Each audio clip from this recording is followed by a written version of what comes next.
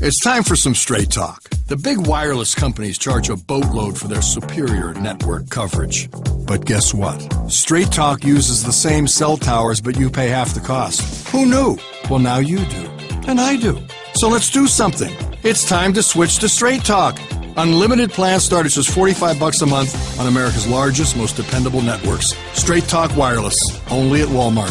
Savings may vary. Please refer always to the latest terms and conditions of service at straighttalk.com.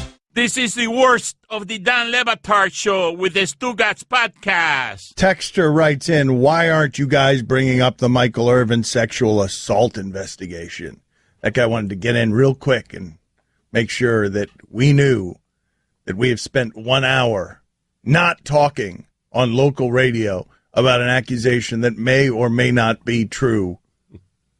Because right now it's he said, she said. What do you imagine that mindset is, Stugotz? Because we get a lot of that. Right. Like, what do you want me to say about a sexual assault allegation other than an allegation isn't an arrest isn't a conviction? I remember I learned all of this through Michael Irvin. Michael Irvin taught me this in sports journalism. No joke. I remember ESPN broke into programming with an accusation against him and Eric Williams. And he was coming out of, I believe, a strip club. And he was yelling at the cameras, make sure you report with the same intensity. Right. That this isn't true. That the way that you guys are reporting that it's been an allegation filed against me. I don't know what's true there. And it's okay to wait without having an opinion. Police are investigating it. Right. I think the mindset is we're in Miami. He's a Miami legend. It's something that we should at least acknowledge, discuss, talk about. But how? Mention. How? Besides at least what? Mention it. Okay. But beside what I just said, what can you say? Nothing. Look, you can't jump to any conclusions. And I'm telling you, I used to jump to conclusions. I'm not kidding you when I tell you that Michael Irvin taught me the unfairness of that 20 years ago. Right. Coming out of a strip club. Journalism lessons with Michael Irvin. Because I thought it was unfair that ESPN had broken into programming, and they didn't do it because of an allegation. They did it because of the allegation against that team. Which brings us now to the Patriots. Because Stugotz is mad at the Patriots for something that is right now on ESPN.com. Well, it's tough to be mad at them for what appears to be a long-term policy of theirs, which is to not sign anyone who has domestic violence in their past. It's more confusing to me that that's where they've drawn the line, because they are months removed from signing a guy who fell asleep at the wheel of his car at a traffic light because he was too hammered to drive or keep his eyes open. And they certainly knew, if you read about some of the stuff that Aaron Hernandez did while he was at the University of Florida, he was an insane person. And I'm not saying they knew he was going to go on to murder people. Of course, they didn't know that. They wouldn't have drafted him if they did. But he did some pretty bad things at the University of Florida, and they decided to draft him. Well, tell people why you're upset, though, because it's not just that they have a policy about domestic abuse that is zero tolerance. It is in the news now today because they have said they are not interested in signing Oklahoma running back Joe Mixon. He's not on their radar. They're not going to sign him. And owner Bob Kraft says that the Patriots have had a long-standing, they have a zero tolerance policy when it comes to having guys with domestic violence issues in their past on their team. I just find it a strange place. Why are you drawing the line? Like, why is there a line being drawn? Okay. And why are we drawing it there? And why I understand it, how come it's not, why don't you have a policy about a guy who falls asleep drunk at the wheel of his car at a traffic light? Well, how come you don't have a policy on a guy who did awful things in college like Aaron Hernandez did at the University of Florida? Okay, a couple of things here. Wouldn't you like it if every team in the league had this exact policy? Yes or no? Yeah. Zero tolerance, because then Joe Mixon wouldn't be working for anybody. Correct. Joe Mixon would not be allowed to work at all if you indeed like the zero tolerance on domestic abuse. That's a dangerous one for a couple of different reasons, one of which is an accusation is not a conviction. Now, in Mixon's case, there's video, and that video is damning. Sure. And that video cost him a year that wasn't really a year at Oklahoma, but he's said to be. I saw that Kuiper was saying he's the best running back in the draft, which surprised me. I thought that Cook and Leonard Fournette would be the best running backs in the draft, but Kuiper's saying, nope, Mixon is the best running back in the draft. So let's attack this question from this angle. Okay. You would agree that that is a good policy to have, right? Of course. A zero-tolerance policy on domestic abuse. The Patriots haven't had any issues with anybody. Do you know of anybody with the Patriots since Bob Kraft has been in charge? Have they had one issue where a guy gets in trouble with... That doesn't seem to be a Patriot issue at all. They seem to emphasize it. If everyone was handling this the way that the Patriots were, it'd actually be better than the way the league is handling it, Stugotz, because the league has not been successful at trying to handle this moral conundrum. The league has failed at trying to handle the idea of dispensing morality on crime. That's been a failure that almost cost Roger Goodell his job and gets Roger Goodell considered one of the worst commissioners in the history of sports because of how he's failed trying to manage this situation. But the Patriots seem to have managed it well. They seem to have handled it very well, because I can't remember off the top of my head a single guy that's been a Patriot who's had this land on his doorstep, this kind of accusation even. Never mind a conviction or an arrest or an incident with the police, even an accusation. When have you heard Patriot in news for domestic abuse? So if indeed they do have a zero-tolerance policy on this, I think we can all agree that's probably a good policy to have. It is. I'm just wondering why there's not policies on other issues. That's all. Well, but then you have trouble filling out your huddle, because then you get into one of these situations. If you start making moral stances on everyone, right, Stugotz, then you're going to lose to the guy who doesn't make those moral stances. You're going to lose to the team that is willing to take a bunch of guys in that sport where the violence sometimes spills over the sidelines and ends up in handcuffs. I'm reading an interview with Jonathan Kraft where he says there's no gray area when it comes to domestic abuse, and it goes even dating back to the days of Christian Peter. So I Googled who Christian Peter was, and Christian Peter was drafted. He's got a ton of that. He was drafted in the Nebraska. fifth round. Yeah, and I think he got his 8th arrest in a really short time frame. And upon learning of the more recent arrests, the Patriots relinquished his draft rights a week after taking him. So there and then they created that policy. That's an interesting one. Do you realize the problem we'd have on our hands if every NFL team did that and colluded to keep Joe Mixon out of the league? Do you realize the problem with the union and everyone else, that there would be legal ramifications to every team having this same policy the Patriots have that kept Joe Mixon out of football forever? It would actually be something, because football is largely a monopoly. I think that it would end up being a problem that would possibly harm their NFL offices and their tax-exempt status. And so it would be an antitrust problem if all of the teams in the league had a policy that we'd all agree with, because I think all of us would agree that zero tolerance on domestic abuse is a fine moral stand. Yeah, I have no issue with it. There are a bunch of people on text and Twitter saying, well, what you guys are doing here is saying that Joe Mixon doesn't deserve a second chance, but guys like Michael, and what the Patriots are really saying is Michael Floyd, he deserves a second chance. But Joe Mixon, nope. He doesn't deserve. But that's why I find it interesting that the Patriots have said, no, we're not zero tolerance about everything. We're only zero tolerance about this. I find that interesting. And I wonder what the ramifications would be if every team in the NFL were to establish this policy. Because Goodell probably would like every team in the NFL to establish this policy. If this policy existed, Roger Goodell, if it existed 5 years ago, Roger Goodell would not find himself in the circumstance he finds himself in now, where his credibility has been shredded and people think of him, instead of an iron-fisted hero, as a little bit of a buffoon. That all happened because Nobody was as moral about this as the Patriots are. Can Roger Goodell, can the league make it a league-wide policy, or is that handled team by team? No, you can't. No, because then you get the players' union involved. That's what I'm saying. The idea, like, that's why I find all of this interesting, that this is where they say that the line is, and of course they can do that. They can make the lines wherever they want, because they just signed a guy named Guy. So Patriots are going to win a game with a guy.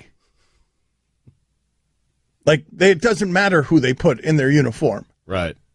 What are some other names that they should have in their uniforms that represent? Is there anyone better? Obviously, White is good as their running back. Yeah. But because I think now Belichick's bleeping with us. He said, look, I know this guy's not any good, but his name's Guy. And I want to put Guy on the back of a uniform. And I want to have him run down the field and score 6 touchdowns. I already did it with a stand-up comic.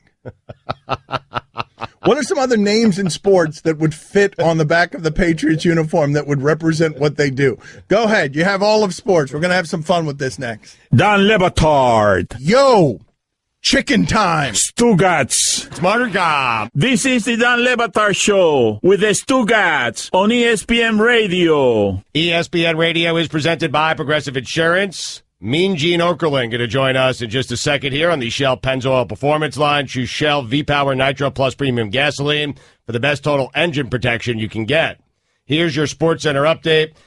With their 4-1 loss to the Carolina Hurricanes, the Red Wings have been mathematically eliminated from playoff contention. It will be the first time in 25 years that the Red Wings have missed the playoffs, ending the longest active streak in professional sports. Meanwhile, in the Western Conference, with their 2-1 win versus the LA Kings, the Edmonton Oilers have clinched a playoff spot for the first time in 10 seasons, which was tied for the longest postseason drought in NHL history. And finally, a man missing since Sunday in Indonesia has been found dead inside the belly of a 23-foot-long python. The man was swallowed whole, and there is dramatic video online of villagers cutting open the snake to reveal the surprisingly well-preserved dead body. For all the latest headlines and information, tune in the SportsCenter on ESPN Radio all throughout the day. This guy's one of my favorites. You know he's into the drink early this morning.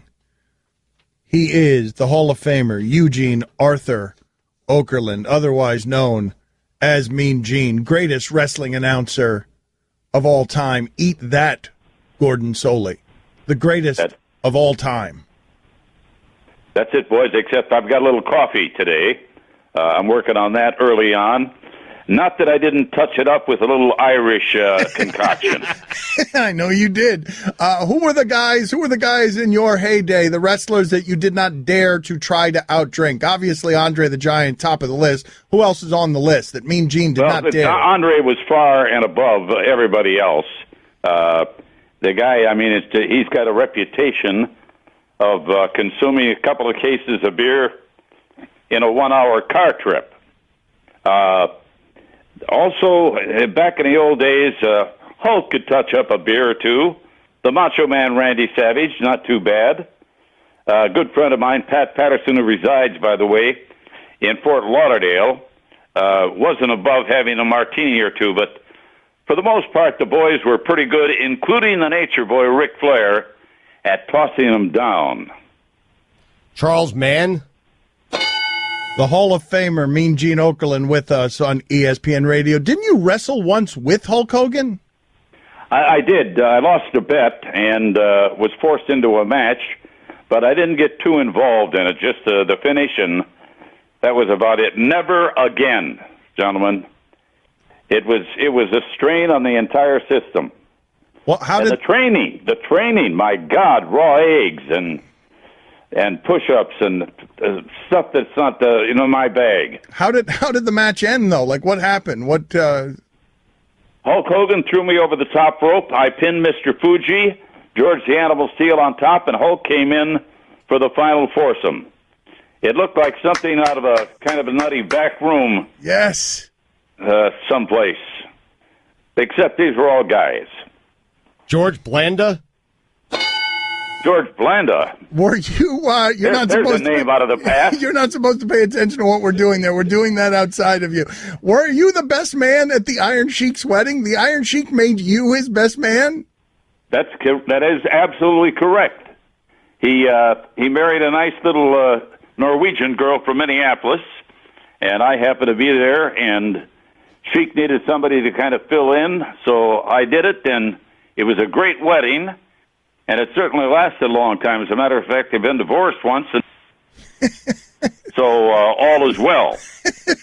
Did you make the speech? You made the best man speech at the Iron Sheik's wedding? That was at the little soiree we had the night before. Of course, the Sheik by that time was totally gone. He's got this gimmick that he smokes. I don't know what the hell was in there. Crack. It's crack. He smokes crack. Everybody tells us that. Everyone who's ever been on the show tells us that the Iron Sheik is always smoking crack. Well, he couldn't possibly do that and withstand what he's withstood. Okay. Gregor Blanco?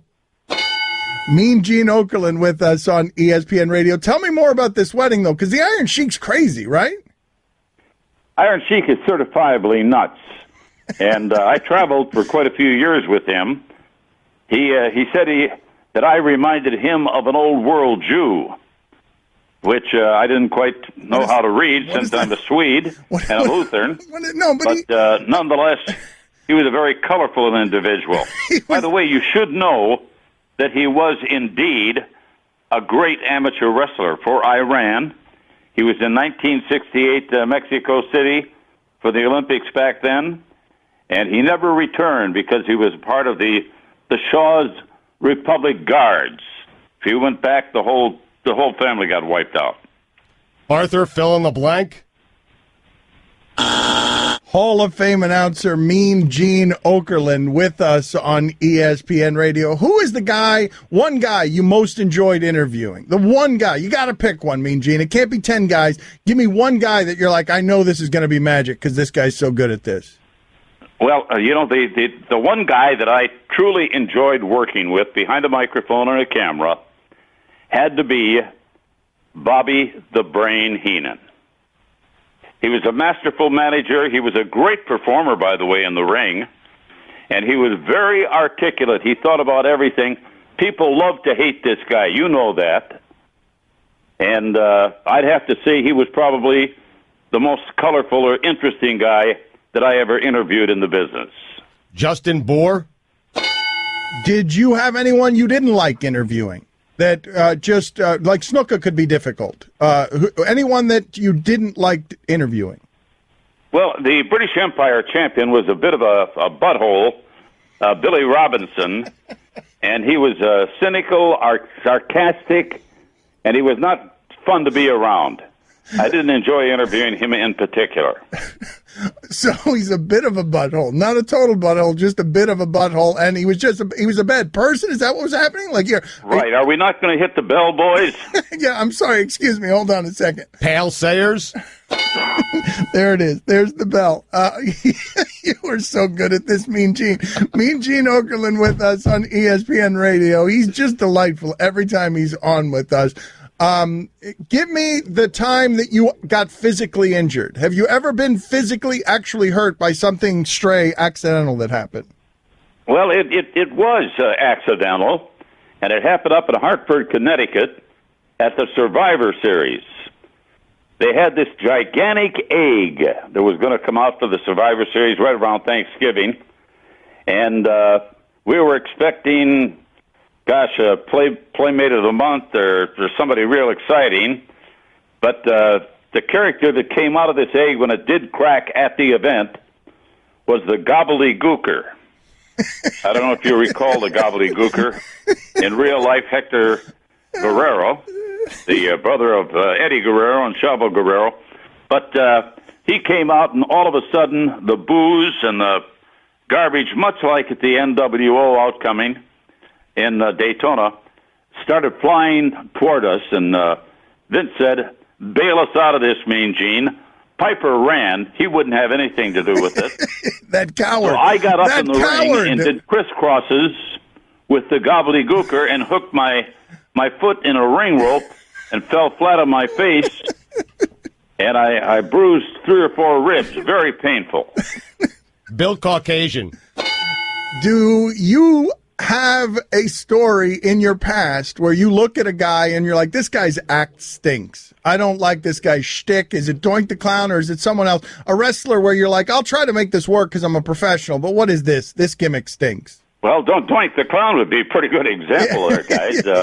I don't know where you pulled that one out of. Yeah. But I think probably one of the guys that I just had a problem putting over back in the old days was Nikolai Volkov. Number one, the guy's a commie. He hung with the Sheik and dropped so many bombs that it just was impossible to conduct business with the guy on microphone. All right, very good. White Howard? Do you agree with Ric Flair that The Undertaker is the best name in the history of wrestling for a wrestler? Yes or no, according to the Hall of Famer Mean Gene Okerlund? I would have to say, yeah. Yeah, because, I mean, in terms of longevity, my God, he's going to outlive us all. But the name specifically, because... The name, The Undertaker. You think that's better? Since 1991, and is still a very viable force to be reckoned with within our ranks of the WWE today. He'll be at WrestleMania this year. Edward Penis Hands? Oh, for the love of God. You think The Undertaker is a better name than Gorilla Monsoon? Well, totally different names there, guys. Of course. You're throwing a curve at me. Yes, we are. I don't want to duck you. It's a monsoon of gorillas. Gorilla Monsoon out of Philly was a very colorful guy. He had kayfabe on his license plate. So that tells you a little bit about the guy, but I enjoyed his company very much. And we enjoyed yours. You're the best, buddy. Thank you for making time for us. One final story that I had to let out. All right, hold on for you guys especially. All right, go ahead. I worked with a man that we lost this year by the name of Mr. Fuji. And Mr. Fuji's favorite and infamous hold was the 5-on-2. He took down many opponents with that hold. That's it? Are we on the air? Is there any more to that story? Like, that's the story? Like, what just... No, but I mean, your mind's got to visualize that, and apparently I'm not getting through. Dan Le Batard. Oh, Shlomo. Stugotz. Come on, Shlomo. This is the Dan Le Batard Show with the Stugotz on ESPN Radio. Mike, who was the wrestler who told us that the Iron Sheik was smoking crack on an airplane? Was it Bob Backlund? B. Brian Blair. Oh, B. Brian Blair told us that. That was magical. Everything that just happened over the last 10 minutes was I wish I could do that daily. Visit my childhood for 10 minutes. God, he's such a good guest, man. Mean Gene Okerlund was spectacular. Here's something that's not spectacular. You tell me if I'm being the dope here as I become less and less interested with some of the silly things that we do with sports coverage. Do we really care whether Harden is better than Westbrook or Westbrook is better than Harden? Like, is that something that people care about other than Westbrook and Harden and the fan bases there? Right. Is that something that people actually care about debating when we're splitting hairs? We are, but people still care. I still care about who wins the MVP. I do.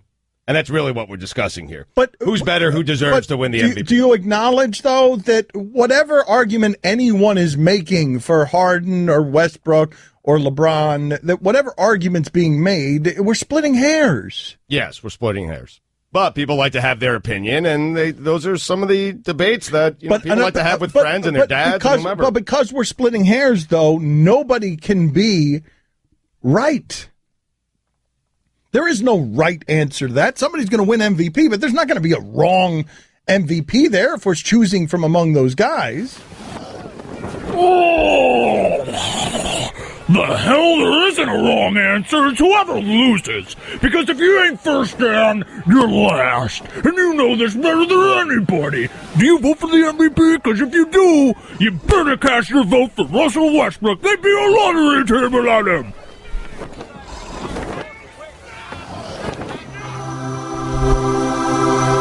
I think the argument can be made that no matter who wins the award, the real winners are us, the fans. What a great season by both. I don't like this character. The Angel of Nuance is just exceedingly nice, and I'm growing to hate the character because he doesn't have any opinions on anything. And he's super lame. He's the lamest character we have. You can't honestly tell me that Russell Westbrook doesn't deserve this clearly. He's averaging a triple-double. You told me that was never going to happen. Well, guess what? I see it all the time, every night. You say there's no wrong answers. I think there's no right. Wait, no. Right answer? I'm confusing myself. Okay, $2. We're all winners. $2 here. $2. Angel of Nuance. There's no nuance. There's no nuance. The character needs to be killed. Quick question. Are the Oakland Raiders for real? Oh, leave me alone. Because, they're not the Oakland Raiders for much longer. Right. Okay. So, technically they could be for real, but not for real in Oakland. You understand what I'm saying, correct, Stugotz? Yes, I do. That the idea that this is meriting sports debate all over our network. Billy, bring that $2 in here right now, flapping your incredibly short arms, because you failed so badly there. I don't know what you're doing with that character. That character has yet to give me any nuance. All that character is doing is being nice to everybody. Isn't that what it's all about, Dan? It's not. No. The character's supposed to be the angel of nuance. What good is trying your best if you're not absolutely dominating the competition, like Russell Westbrook is every night? The only thing you can do is try your best, though, Demon. Nuance. You're a real bummer. Weird show. Don't forget, you can hear more of my sons Dan and Stu weekdays starting at 10 Eastern on ESPN Radio and ESPNU. Dan Le Batard. There is nothing that I could say about anything that you, the culture around sports radio, will not find a way to argue with. Stugotz. That's not true. That's not true. That's not true. I'm sure you can find something that I won't argue about. Stop being so stupid. Yeah. Short-sighted. This is the Dan Le Batard Show with the Stugotz on ESPN Radio. ESPN Radio is presented by Progressive Insurance. Customers who switch to Progressive save an average of $500. Call or click today and find out if they could save you hundreds on your car insurance. Guest on the Dan Le Batard Show appear via the Shell Pennzoil Performance Line. Here's your SportsCenter update. With their 119-108 win versus the L.A. Lakers, the Washington Wizards have clinched the Southeast Division. That ends the longest division title drought in NBA history at 37 years. It also ends the longest active division title drought in the four major pro sports. The United States women's national hockey team and USA Hockey have agreed to a new contract to avert the players' boycott of the IIHF World Championship that begins on Friday. The deal addresses compensation and the treatment of its girls' and women's programs. And finally, for the first time in Crayola's 100-year history, the company is retiring a color from its 24-count box.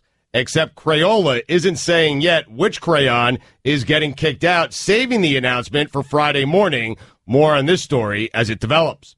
For all the latest headlines and information, tune in to SportsCenter on ESPN Radio all throughout the day. So are they going to 23 crayons, or are they going to go to 24 crayons, remove a color, and add another color? More on this story as it develops. Okay, very good. I'm sorry to have asked a follow-up question there.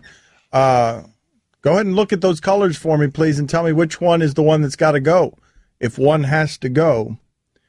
I am going to debut a new segment here, brand new, very exciting. We don't do very much of this. We're not very organized. This is a segment, groundbreaking, pioneering throughout radio, called Sounds. We're just going to play sounds.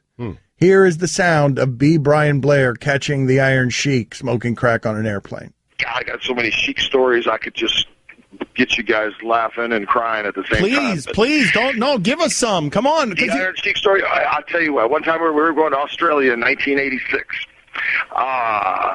And the Sheik and the guy that he was with, I won't say his name for the sake of his family. He's deceased now. They were next to Jumpin' Jim and myself, sitting. We get on the airplane. We're in business class. The lights go out, and they got the popcorn just about eaten up. And excuse me, got kids. And the lights go out, and all of a sudden, about 30 minutes later, I smell this funny smell. And I see the popcorn bag and the guy next to him, and they got a little pipe, and he's smoking crack on the airplane. Unbelievable. I could not believe that the Sheik, and that's why he sputters the filth out of his mouth that he does today, because he's warped. He's burnt. I love so much of that sound. First of all, that he was interrupted by his kids while telling the story about the Iron Sheik smoking crack, and also protecting the reputation of the dead guy's family who was with the Sheik, because nobody needs to protect the Sheik's family and his reputation. We got to protect the dead guys. Speaking of sound. The white crayon has to go. I never used the white crayon. When you were growing up, did you ever use the white crayon? Not very much. No. Right, because you were usually coloring on white paper and therefore never had a need for the white crayon. I think the white crayon is the crayon to go. What are some other options there? Give me some other options there. People are going to start making race jokes. I don't know in 2017 if you can eliminate the white. You sure as hell can't eliminate the black. You better not eliminate the black. You better be careful eliminating the white. I think you don't offend anybody if you just eliminate periwinkle blue or one of those rogue colors. It's not an option. There is no periwinkle blue. Well, what is red, yellow, blue, brown, orange, green, violet, black, carnation, pink, yellow, orange, blue, green, red, violet, red, orange, yellow, green, blue, violet, white, violet, red, dandelion, Krulin, apricot, scarlet, green. Was that a question? Yeah, I was asking if I was pronouncing it correctly. Right, yeah. There was a crayon named after a question in there. Apricot, scarlet, green, yellow, indigo, and gray. There are a lot that are going to be eliminated before white gets eliminated. White's a primary color. You can't eliminate any of the primaries. Let's play some sound here of the President of the United States. This felt like something out of Modern Family. I'm going to set the scene for you here, okay? Donald Trump is at a table with a bunch of other people. And when he's done talking, he slaps the guy next to him and then gives him the floor to talk. And that guy introduces himself. This is uproariously funny. And I'm telling you, if Modern Family wrote it, I would be like, wow, that's funny as fiction written by comedy writers. Listen to this. All this live television, it's always live for me. Unfortunately, other guys think, make a speech, nobody cares. With me, everything's live. One mistake, and it's no good. But we just can't make mistakes, right? So we don't make mistakes. Go ahead, Ken. Chuck Canterbury, the national president, fraternal order of it's police from South unbelievable. Carolina. It's unbelievable. So we just can't make mistakes. Go ahead, Ken. And the guy introduces himself as Chuck. Like that is comedically perfect. The notes on that, if I had written it, it would have had more fat on it. If anyone had written it, it would have had more fat on it than how it played out in real life. Play that sound again, please. Oh, my God, that's so good.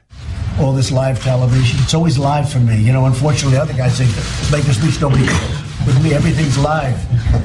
One mistake, and it's no good. But we just can't make mistakes, right? So we don't make mistakes. Go ahead, Ken. Chuck Canterbury, the national president, fraternal order of police from South Carolina. That's amazing. Many of you are writing in that white is not a primary color. Confirmed. Okay, so what are the primary colors? Red, blue, what are the primary colors? Red, green, blue, magenta? What? Magenta's not one of the primary colors. You owe $5 from reading the internet wrong. There's no way magenta is one of the primary colors. Guillermo, put on the poll there. Did you think white was one of the primary colors? I don't know. How many primary colors are there? I don't know. 3? There are 3 primary colors? Okay, I thought there were like 8 primary colors. So that's my bet. I think the primary colors are red, yellow, and blue, and then secondary are like orange, purple, and green because they're like a mix of the primary colors. So white doesn't even get secondary. So what's after secondary in terms of the colors? I would assume tertiary colors are after secondary, right? Well, we can agree that white, what did you just do there? Like, bad enough that I think white is a primary color, which is pretty stupid. But you just put magenta as one of the primary colors? What are you reading? I read the secondary colors for red, green, and blue. Anyway, in keeping with the segment that I like to call sound, here is Guillermo with some epic sound. We like to make fun of city council meetings and people who trash city council meetings. So here is some sound from that. Go ahead and give him his open. Time now for Guillermo's epic sound of the day. It is going to be epic. Hey, guys. What are you mad about? I mean, every time I do an epic sound now, we give you a little information. You ruin it for everyone. Okay. You're just still mad because it cost you $2 that you were the terrible angel of crap. Anyway, today's epic sound, as Dan so rudely said already, is from a city council meeting in San Clemente City Council meeting. Rattled. The guy... people are starting to realize that you can just go to these city council meetings and do whatever you want, and there's really no control. So this guy introduces himself as Chad Kroeger, which is the name of the lead singer of Nickelback, but this is clearly not him, and this is someone having fun with them. Okay. What up, Council? My name is Chad Kroeger. I stand before you here today in the midst of gnarly times. I'm a freelance journalist, and after interviewing hundreds of people, I've witnessed firsthand the ever-growing divide between Americans and families torn apart over political differences. It's in times like these we need a unifying figure we can all turn to, a beacon of headlights that can guide us down the dusty road. I was 11 years old when my first love, Ashley, betrayed me by moving to Newport Beach. I felt lost, alone, bummed. And it was in that melancholy that my dad took me to see The Fast and the Furious, where for an hour and 47 minutes, I transcended my worries because I had just met my new hero, Paul Walker. I think the most inspiring thing was the fact that even after Dominic Toretto beat him in that first race, Paul still managed to bed his sister. Pretty inspiring. Paul's on-screen legacy was unfortunately cut short. But that does not mean his impact on society must be cut short as well. Detroit has the RoboCop. Philly has Rocky. We need Paul Walker. That is why I'm proposing that the city erect a 12-foot-tall steel statue of Paul Walker on the pier. So I'm just going to ask you guys straight up, how can we get started? When can we break ground? Does Paul Walker have any tie whatsoever to our city in any regard? He went to high school here. All right. Yeah. His cousin went to high school here. Oh, his cousin did? His cousin. I'm a big fan of Paul Walker, don't get me wrong. Yeah. But no. Don Batard. Texture writes in, spectacular interview with Lame Kiffin, you flabby jerk. Did you forget to ask him why nobody can stand to be around him for more than a couple of weeks, you chunky baby boy? He's that guy. You got me, Texter. You called me a flabby jerk, and then you came over the top and you ran up the score with chunky baby boy. Stugotz. What is this voice and face thing? No, I'm defeated because I had retorts and I could use the vocabulary to lash back, but instead I'm just defeated. You look like a chunky baby boy. Yes. This is the Don Le Batard Show with the Stugotz on ESPN Radio. Get in touch with the show anytime to the 1-800-Flowers Twitter feed at Le Batard Show at Stugotz790. Dan, it's time for Straight Talk. It's presented by Straight Talk Wireless. Best phones, best networks, half the cost. Guy writes in, catalytic converters are between the header and the resonator or muffler, usually not too far away from the O2 sensor. All right, man. Like, you might as well have typed that in Mandarin. I don't know what the hell you're talking about. I hate that guy. I know muffler. And I don't even know what the muffler does. It converts. It muffles. All right, good enough. I think he made everything up in that text, but he said it with conviction, Right. so he scared us. Well, and there's this guy here. And this guy is making an appearance all over today. Just hammering me. Batard, you moron. White is not a primary color. Those are red, yellow, and blue. Moron! Then he capitalizes it. Moron! Then another guy writes in, I lost respect for Dan when he thought white was a primary color. That's some first grade-ish, bruh. That's the thing? That's the thing. I had all this respect, and then I lost it. Can I have a portion of it back? What do I have to do to get a portion of your respect? It's one of my favorite things in sports. I lost all respect for so-and-so. I lost a little bit of respect for so-and-so. So-and-so did this thing, and I'm not going to take all my respect, but a little bit of it, I'm going to take it back. Take it back and put it right over here. He can't have it. But God forbid you do the thing that loses all that guy's respect, because then you're standing there naked with none of his respect that you didn't know you had. And you're white, not a primary color. Nude in front of all. It's one of my favorite insults. I lost 12% of my respect for you. I lost a little bit. What are the sayings? I lost all respect for. I lost a little bit of respect for. Those are the two choices. Is there a third choice? Modicum. I lost a modicum of respect. Why? That's also a little bit. It's near the catalytic converter and the O2 sensor. Yeah. So this is some basic stuff here, though. Around here, I think you guys would, for a know-it-all, it's surprising how little I know. I think that it would happen to any of you talking 4 hours a day for 15 years, just wandering all over the place. I think we'd find out that a lot of people don't know some very basic things. I don't know that I ever learned what the primary colors are. And it hasn't hurt me at all. Until now, when I'm hemorrhaging respect.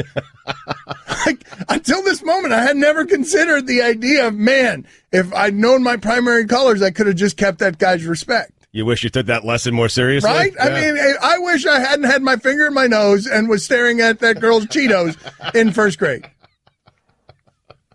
during primary colors being taught. But what is funny is my brother comes on here, and we ask him sports questions, and we're like, who was the shortstop for the New York Yankees the last 20 years? And he's like, oh, I know this one. Eric Jeter, because he doesn't know anything about sports. I know just as little about art, obviously. It'd be hilarious if he didn't know that white wasn't a primary color. And now so many people are writing in that white is a shade. It's not a color. Well, I thought white was the absence of color. No, white's all the colors combined. No, that's black. No, I think it's white. Is it white? Yeah. But what's the absence of color? I'm on it.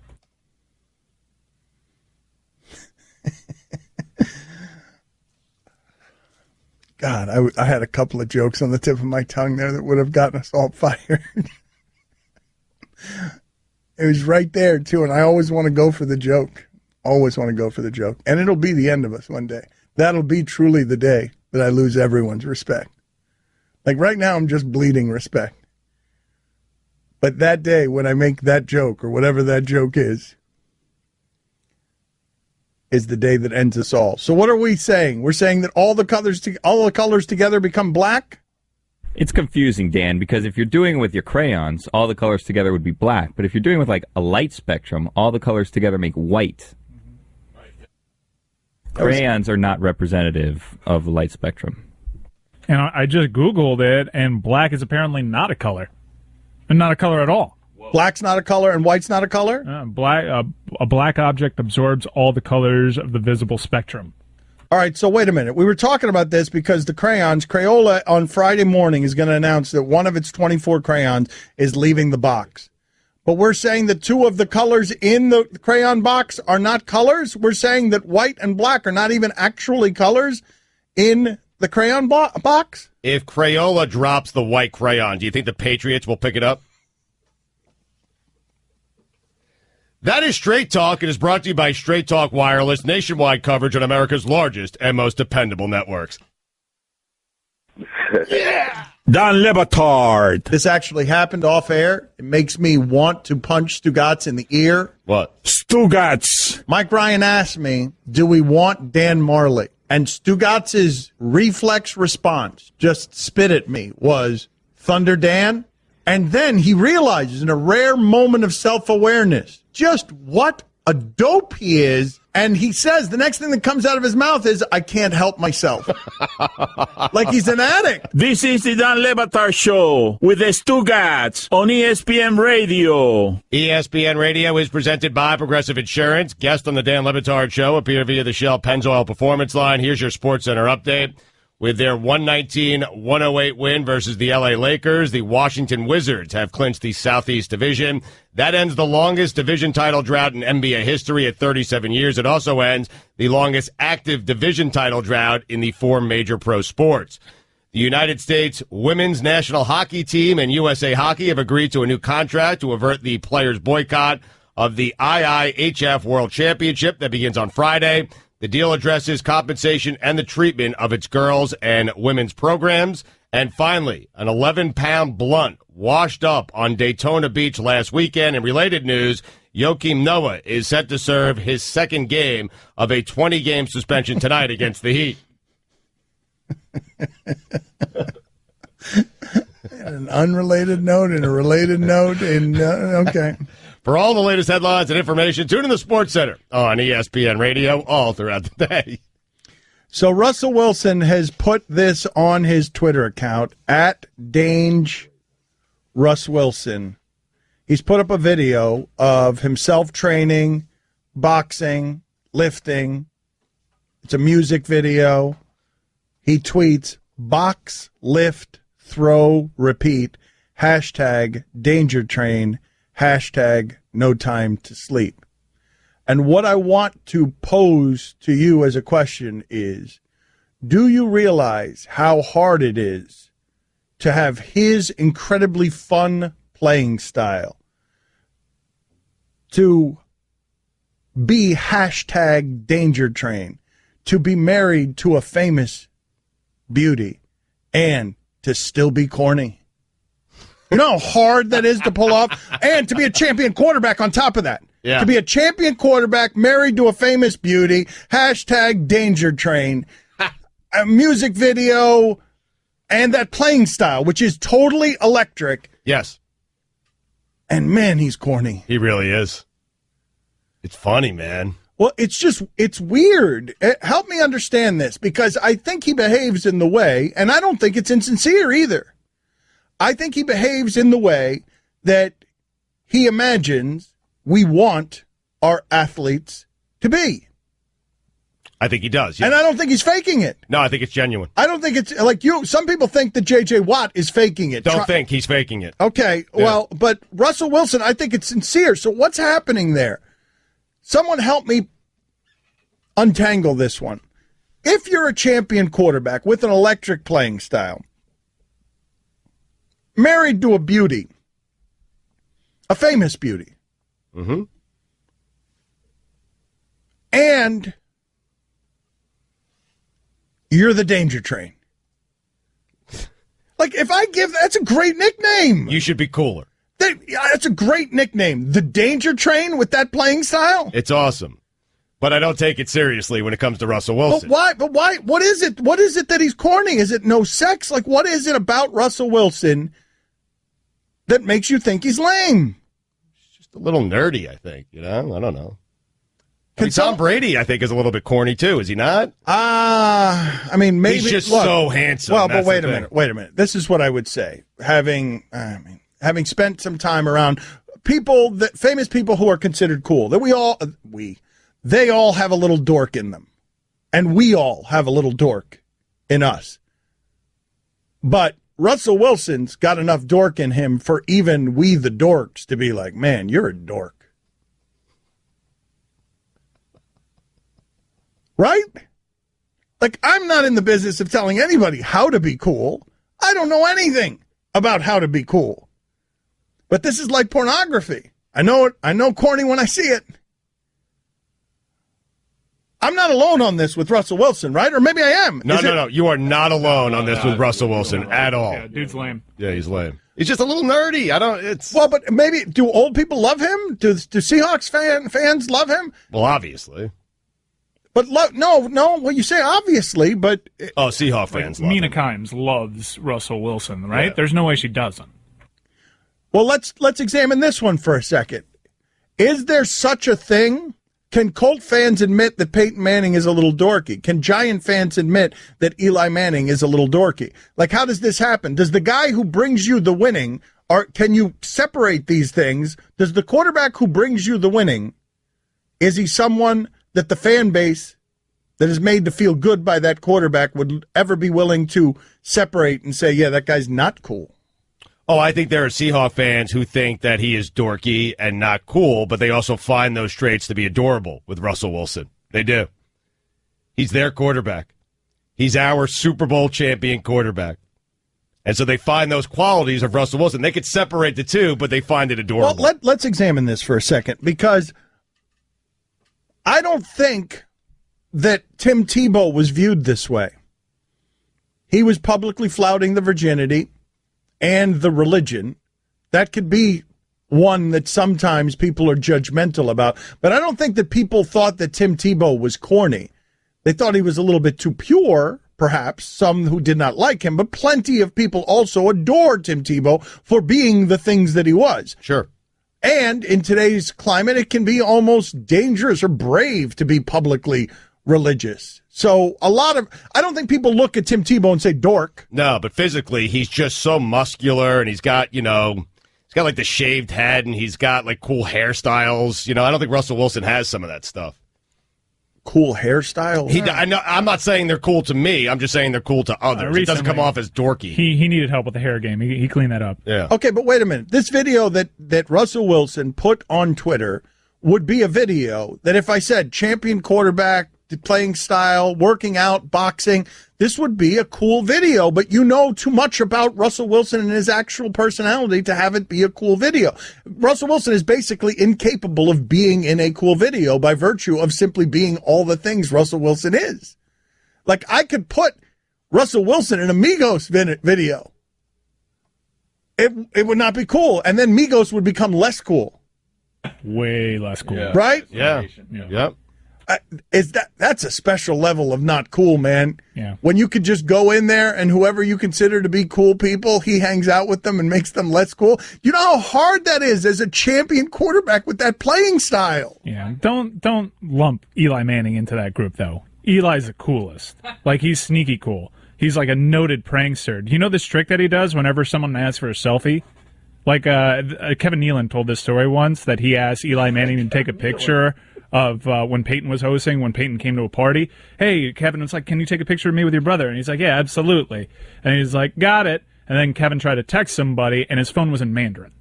That's his move. And if you ask Eli Manning for a selfie, he will change your settings to Mandarin.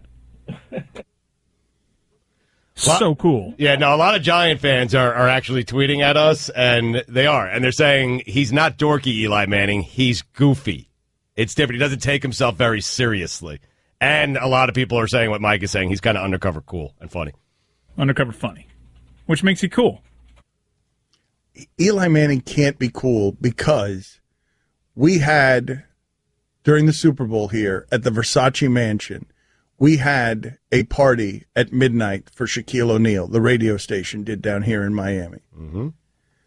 And everyone knows in Miami that you don't get anywhere till midnight. Eli Manning showed up at 9:30. He would have been the first one there, but Matt Leinart was already drunk in the whirlpool.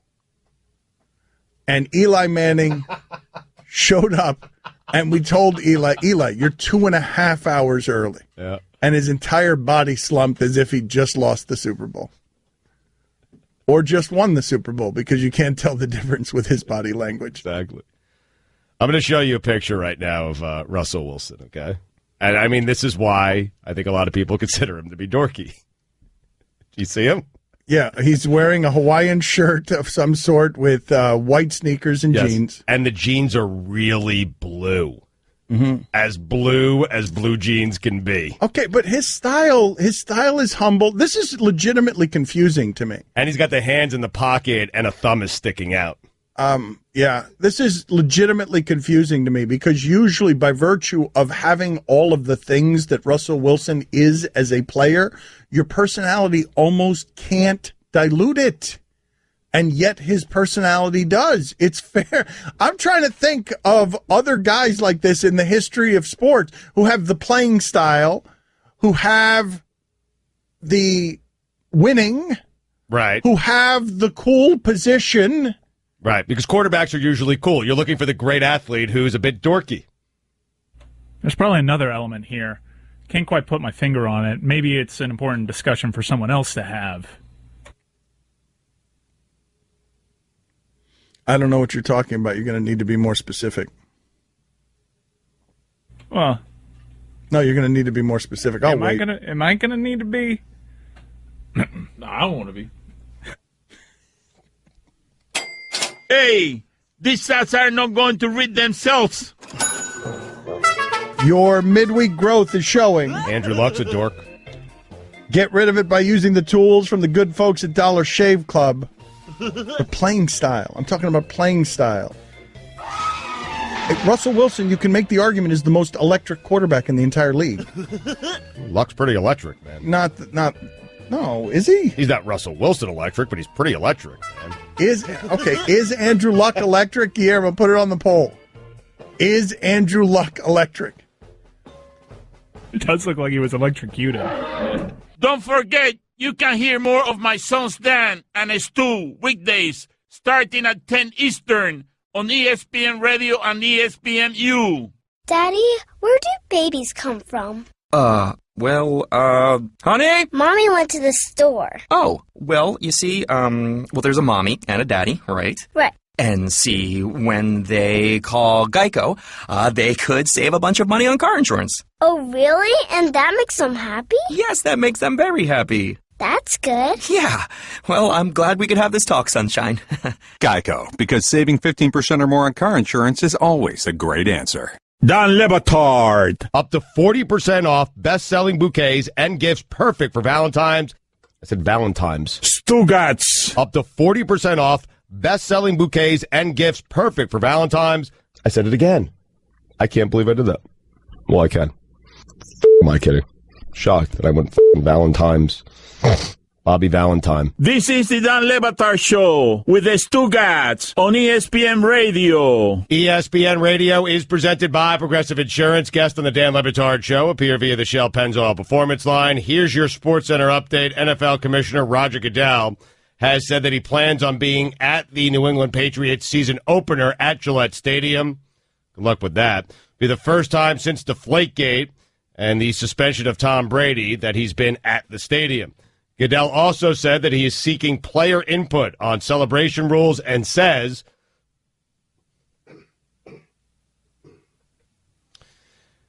that there should be a freshened policy for the 2017 season, saying we wanted to do a little more. We wanted to work on bringing some clarity to the rule while allowing players more ability to express themselves and celebrate. We want to see that. And finally, in Serbia, there was recently an extremely rare case of successful birth of full-term babies who grew in the abdomen, not the womb. The baby is to be the subject of a paper in a forthcoming medical journal. Medics say it is virtually unprecedented for successful full-term births for such abdominal pregnancies, and the newborn miracle baby has been described as 1 in 625 million because of the rarity.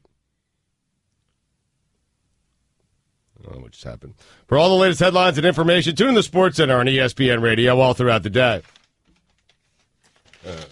Go ahead, Mike, Guillermo, give me what you got. What do you got on that? That Stugotz stinks at reading? Because everyone gets on me because I'm always pointing out how bad Stugotz is at this stuff, but if I don't point it out, then it's just bad. And it doesn't need to be pointed out by multiple people. I know how bad I am at it. I mean, geez. Yeah, Mike has to say it. Okay, go ahead. Everyone tell me I'm bad at Well, reading. I just saw Guillermo and Mike deflate and laugh, and so I was wondering what it was about. It was about me reading. Well, Mike was asking me if I was skeptical of that last story, and I said I don't know what the hell he's talking about. Yeah, I didn't either. And listen, I know what you guys are doing. I'm on to your game here, okay?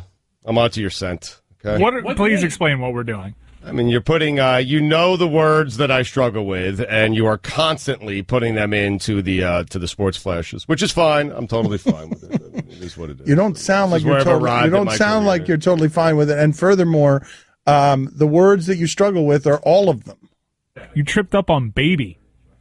It's because I'm thinking of the word before. Do you not was it abdomen? Yes. Abdominal. That's a tough one for me, Okay. and Mike knows that. All right, Mike knows that. Stugotz. Mike knows that. Mike knows that. Stugotz. First of all, there was a baby in the abdomen, and I don't know how you write around that story when the baby's in the abdomen instead of the womb. When it's in the stomach, I guess you could say stomach. But when you say, there are words that I struggle with, and I say, are you bleeping kidding me? What words don't you struggle with? It's a shorter list. We've created an entire song. What does the GOT say about words that you've struggled with in the past? It's one of the great achievements in the show's history, turning your incompetence into something this competent.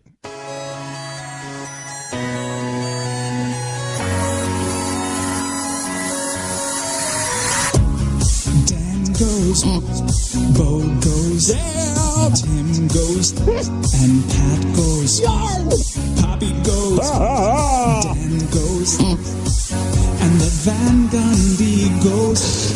Lamb says, and Bill goes, and McGill goes. But there's one sound that no one knows. What does the God say? Era Bangli Cinema Community Mirror Ra Jergy Turk Human Company Unparalleled. What the God say? Miami Creative Stubborn Open Apple Turbo Hiring Reactive Tucks What the God say? Bakes it cold Rocking Couple Recovery Elderly Digestion Remaining Risks. What the God say? Value Bread Nudamico Nudamacon Numaka Hard-boiled. What does the God say? Side ride. Visit Tony. Rationalization for a communication. How long ago? What the God say? Sophistication. South Spring Stadium Declaration. Humongous. Friend, a friend, family. What the God say? Do you realize the position you put us in when you read poorly? Our only choices are to make fun of how bad it is or just sit there and watch it be bad. I'm fine with it. Yes, I understand the position I put you in. Yes, I do. I'm going to stop blaming people, okay? You guys put whatever words you want in there. I'm going to stop blaming everyone for my incompetence. I can't read. I'm not a good reader. I will tell you this, though. That as I get older, my vision gets worse, and I need these things to be double-spaced. Stop making excuses. And a bigger font. Stop making excuses. Bigger font, First of all, please. you seem to read fine when you're on Mike and Mike. This is it's a sore spot for me. Those are easy, man. The degree of difficulty on these is much harder? I don't really trip up on, ESPN Radio is presented by Progressive Insurance. That's what I'm reading. Just played for you all the things that are possible landmines for you. Anything that involves the syllable is a possible explosive situation for the show. That song ends with you messing up the word or. Yeah. Anyway, let's update our other tournament. We have neglected this tournament because it's the NIT. It's the redheaded stepchild of the tournament community. And so we have neglected this. We should do a women's tournament next year, too. No, Guillermo, you're sexist. Syracuse has been eliminated from our tournament in the NIT.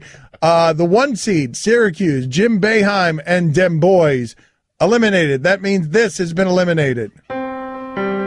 What if I told you that Stan Van Gundy looks like that one guy in your office who no one quite knows what department he worked for, but periodically pokes into the break room asking, "Is that birthday cake?" A worthy NIT 1 seed. Very.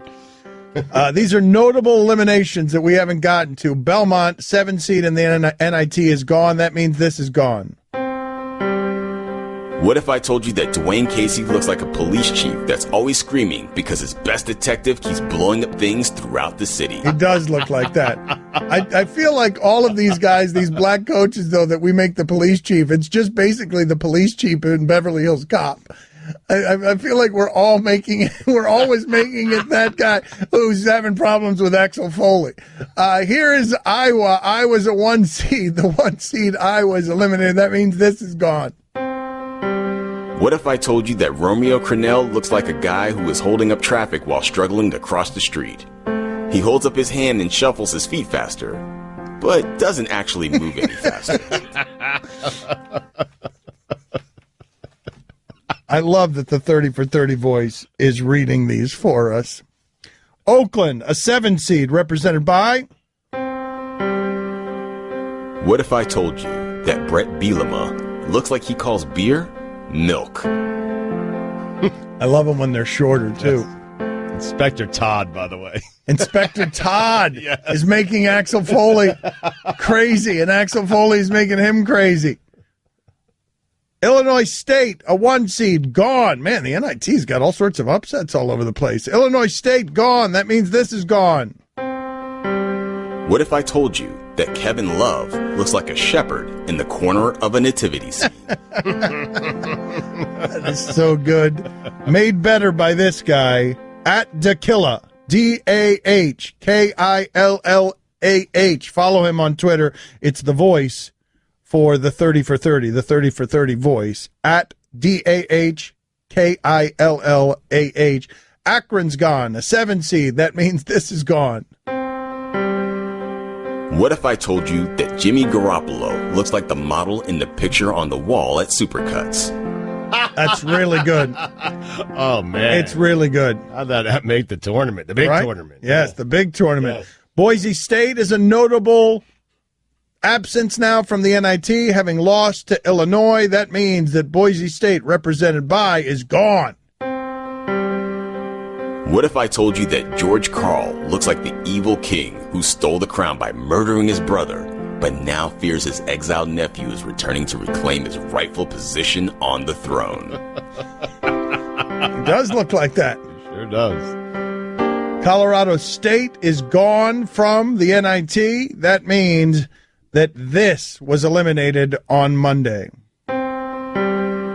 What if I told you that Andy Reid looks like the guy who endured the harrowing experience of spending 14 hours with his arm stuck in a vending machine? Poor Andy Reid. Don Batard, who sounds like the friendliest of the monsters here. Is it Al Jefferson? Calais Campbell? Well, thank you. Yes. I'll take that as a compliment. Yes. Or is it Arvydas Sabonis? I never have chance to be in the draft. Stugotz. Very difficult vote. We've never had a poll harder than this one. It's the hardest poll in the history of polling. This is the Dan Le Batard Show with the Stugotz on ESPN Radio. ESPN Radio is presented by Progressive Insurance. Guest on the Dan Le Batard Show appear via the Shell Pennzoil Performance Line. Here's your SportsCenter update. The book. You sound really defeated before you even started. I mean, I'm telling you, by the time I'm done with this, we might have to go to break. NFL Commissioner Roger Goodell has said that he plans on being at the Patriots season opener at Gillette Stadium. It'll be the first time since Deflategate and the suspension of Tom Brady that he's been at the stadium. Goodell also said that he is seeking player input on celebration rules and says that there should be a freshened policy for the 2017 season, saying, "We wanted to do a little more work on just bringing clarity to the rule while allowing players more ability to express themselves and celebrate. We want to see that." And finally, spiders could theoretically eat every human on Earth in a year and still be hungry.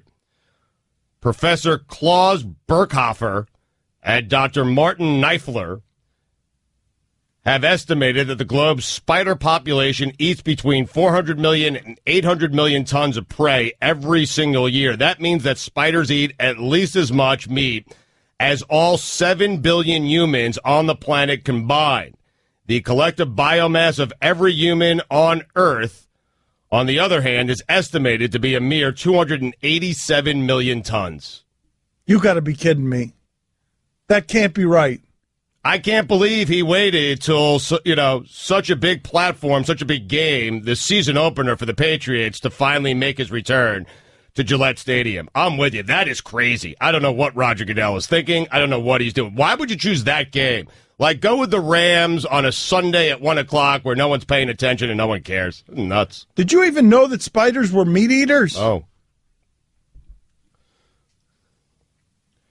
For all the latest headlines and information, tune in the Sports Center on ESPN Radio all throughout the day. You see many bananas in their spider webs, do you? Dan, this is why when they're in your car, you got to grab them with a napkin and just pollute the earth and throw them outside. Kill them immediately. Actually, yeah, now I hadn't thought of insects as, well, it's not meat, though, is it? That's not meat? I seen a spider eat an entire rat. Where? That's not true. You didn't see that. No, I saw a video, man. You're making that up. I seen it. That's not true. There is no such video. A spider, you didn't see anything. I think there is, actually. Wait, hold on a second. Let's backtrack for a second. Hold on. Mike is right. Because I've seen it as well. Now, I can't watch the whole thing because it's disgusting, but I have seen this. Why would you want to watch that? But he is right. There are several videos out there on YouTube where you can watch a spider eat. Not one rat, rats, plural, yes. Yeah, the name of the spider that does this most often, the Goliath bird eater. Whoa! That's Hold the name on a of minute. it, the bird eater. It eats birds? It would appear so. Hold on a second. I need to gather myself. I did not know any of this about the spider community. So you're telling me that spiders are always hungry. You're telling me that the spider appetite is so amazing that the spider could eat all humans and still be hungry. That the spiders, if they were at the top of the food chain, humans would be extinct. Well, I'm not telling you that. Dr. Martin Neifler, I believe, is. Yep. And Professor Klaus Berkhofer. All right, put that up, please, on the poll, Guillermo, at Lebitard Show. Are you shocked by any of this?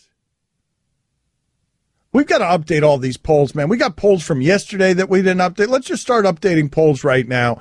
Some people are calling in and writing in, complaining about this Wednesday content. We like Wednesdays. Wednesdays allow us to roam all over the place because Wednesdays tend to be slow. But a guy writes in, I could really tell it's Wednesday on the Lebitard Show. You guys are struggling to find content these last two segments. Then another guy writes in, Wednesdays are the best day. Middle of the week, nothing to talk about. Dan, Stugotz, the shipping container, unfiltered. Your complaints, send them to at ESPN_Fan Central. Been the strongest show of the week, certainly. Been a good show. I really enjoy being beholden to nothing. That the news cycle on Wednesday is slower, and so we could just wander around talking about spiders eating human beings.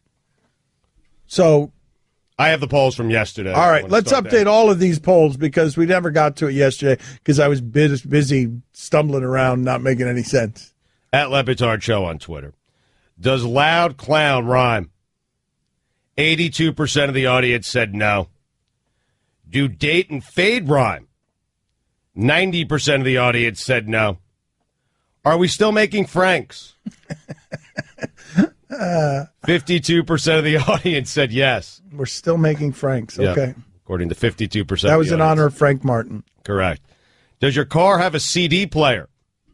83% of the audience said yes. Yeah, that was some Cody elitism right there.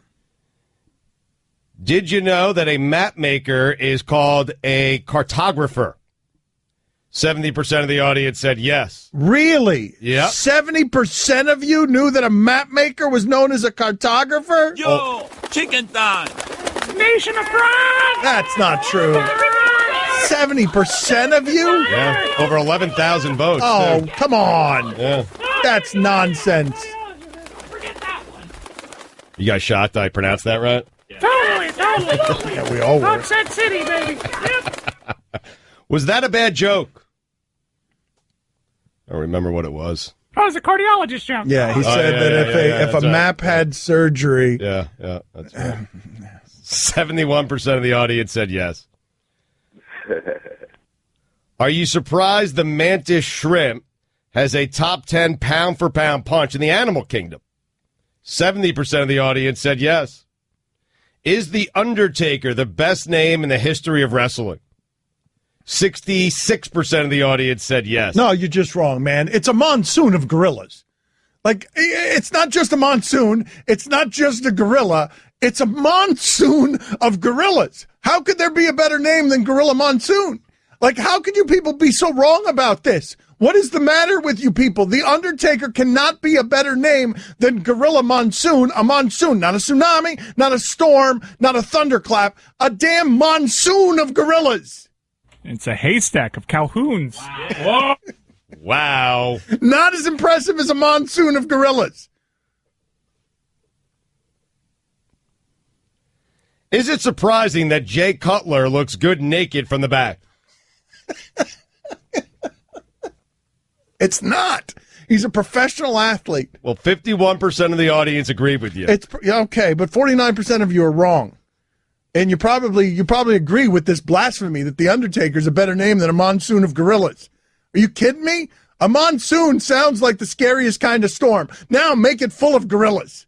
Are you kidding me? Like, the monsoon seems terrible. It seems worse than if his name was Gorilla Tornado, though that would also be great. It seems worse than if your name was Gorilla Tsunami, though that too would be exceptional. It's a bleeping monsoon of gorillas, not bears, not chimps, not koalas.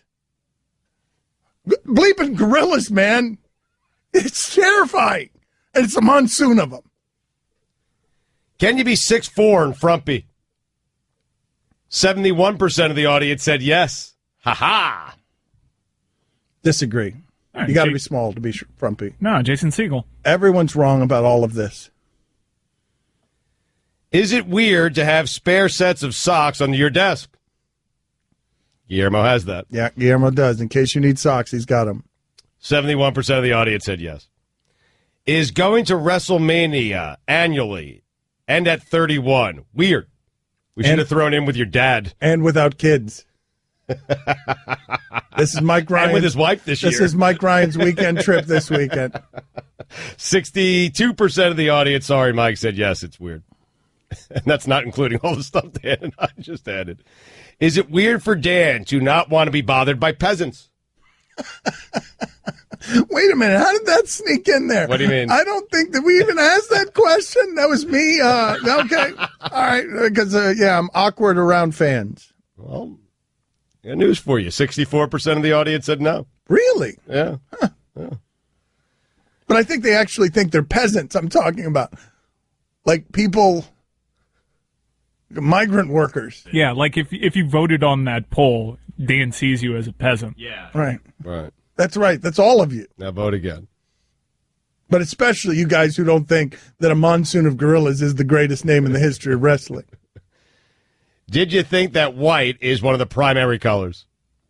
76% of the audience said no. Do you know where a catalytic converter is on the car? Catalytic. Whatever. Tired of reading today. 53% of the audience said no. Is Andrew Luck electric? He's Amish. Come on, he's closer to Amish than he is to electric, Can't man. believe I said that, man. Worst take I've ever given. 72% of the audience said no. How do you pronounce General Chow's chicken? The way Dan does. How do you pronounce it again? I don't even remember. General Tao's? Is that what I called it? General Tao's. Yep. The way Stugotz does, General Chow's. What is right?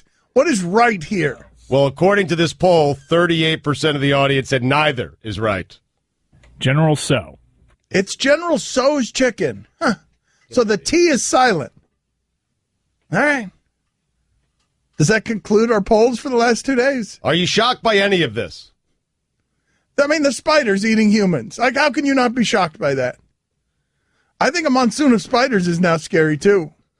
Now that I have this new information. Well, remember, in Australia, it does rain spiders. Mm-hmm. 60% of the audience said no. You're not shocked that spiders can eat all humans and still be hungry? Who the hell are you people? Dan Batard. The monkey's throwing barrels at you, Dan. Stugotz. The monkey is throwing barrels at you. This is the Dan Batard Show with the Stugotz on ESPN Radio. We've created an argument culture in sports content, in sports media, that is always finding the places to criticize and blame. When someone has a success, the natural default is to look at the loser. Why did they lose? Blame the loss, not celebrate the winner. So the other day, Cleveland loses by 29. Right. And what we end up talking about is what's the matter with the Cavs. But holy bleep, man, do you guys know how impossible what the Spurs do is? Not that they're always winning and that Tim Duncan gets replaced by Kawhi Leonard, but that they never have a scandal. Ever. They never have anything bad happen around their players. Their coach doesn't get into arguments with any of his players. They never have a bad guy in their locker room. It's 20 years of this droning excellence that somehow gets to be quiet when you never get to have quiet excellence over a sustained period. We'll bring out our blades. We'll bring out our microscopes. We will eviscerate you. Has there been anything? Like any blemish along the way? Anything? I mean, they had Rodman for a while. Rodman played for them and ended up being a cartoon character and a joke. Nothing serious, just like marital gossip. Right. Right. And it was pretty inflammatory marital gossip. But just the idea that you would have a hard time over 20 years. Look at all the bleep that is stuck to the Patriots by virtue of them just being the Patriots, being atop the sport, being popular, doing all the winning. And then all sorts of stuff ends up happening because we're watching you more carefully and the crimes are magnified when your guys commit them. And, of course, there's a murderer. Yeah. Well, I get what you're saying, but it might be different if there were 53 different Spurs every year. Right. No, you're right. It's a smaller team, so fewer guys can get in trouble. But it's still an amazing thing to think about. You're not allowed to lose Tim Duncan and David Robinson and just stay in the same place as a franchise. That's not the way that works. It's pretty amazing. You don't. Kobe goes down at the end, and look at the Lakers. Right. That is really amazing when you think of it. To go from Robinson to Duncan, and then Pop's telling you as Duncan's winding down that Kawhi Leonard can carry the team forward, and he's carrying the team forward. It's amazing. It's just, I don't know what you say. That's the problem. That's one of the reasons they're not celebrated more than they are, is because I don't know what you say after that. It becomes hard after, like, man, isn't this amazing to talk about them, because they're also boring and boring on purpose. Should they retire the jersey of the fixer that they have on their staff somewhere? Yes. Whoever it is that's covering up all those crimes that the Spurs are clearly committing in the small San Antonio, in the cahoots with the San Antonio Police Department, or maybe it's those evil people at Waco that were helping Baylor cover up their crimes. Just whoever it is, all law enforcement in Texas that did a very poor job with the Cowboys during the Jimmy Johnson era. A tweeter writes in, how is the constant belittling of Tim Tebow on ESPN, Le Batard Show, and highly questionable, not anti-Christian racism? Seriously, dude? Do I even make fun of Tebow that much? We were talking, the only time he got mentioned today was in the context of Russell Wilson and the religious quarterback, and it was us saying that he's not dorky, that Tim Tebow's not dorky. I said he's cool. We made fun of Russell Wilson today. We did. That's on us. Yeah, but we made fun of Russell Wilson for not being cool. It's not because of his religion. It's because he's not cool. Yeah, but you made fun of Russell Wilson. Look, man, I'm a safe space for religious people. Our interviews on Highly Questionable often go the religious route. I don't judge religious people. I don't judge them harshly. I come from religion. My parents, my mother is very religious. But when you mock Russell Wilson, by extension, you're going to get some of that. I think that's what Mike and I are trying to tell you. But that wasn't, we weren't saying that Russell Wilson is a dork because he's religious. We were saying Russell Wilson's a dork because he's a dork. I know, but when you make fun of Russell Wilson, you're going to get some of that. I know exactly what you said. I was here. I was saying it with you. But when you make fun of Russell Wilson, you're going to get some of that by extension. Pretty sure if maybe all of us are religious in some aspect. Wait a minute, but didn't I go the extra step of even saying during the Russell Wilson discussion, hey, there's bravery in that in 2017? There's bravery in being a public espouser of your faith in public forums. I believe you did, but once you start poking fun at Russell Wilson, the rest becomes meaningless. People don't hear that after that. Well, I'm serious. Just telling you. Let me ask you this question then. Who is the overtly religious person who wears their religion, their God, on their sleeve and also gets to be really cool? Chance the Rapper. How many others do we have? Do we get a lot? That's good. Chance the Rapper is unlike anyone I've ever seen. Any in sports? Especially in today's age where someone's so quick to jump down someone's throat for that. It's actually pretty cool that everyone's pretty accepting of it. Anyone in sports? Is there anyone in sports? Is there sort of, is it viewed as uncool to be religious? That's actually an interesting conversation that we don't have time for because we've got 50 seconds left. But is there someone in sports? Because I feel like Tim Tebow was that for the religious. He was cool for the religious, but then, I mean, it sort of breaks down along political lines where if you're an atheist and someone is throwing their religion in your face and their God is not your God, the next thing you know, you end up in a bunch of arguments, and so you think someone's a dweeb for merely being religious. But I don't believe that's been done by this show, and I know it hasn't been done by Highly Questionable because we've gotten several interviews over the years in which basically it's Mark Richt or Dabo Swinney talking about religious ideals in ways that you never hear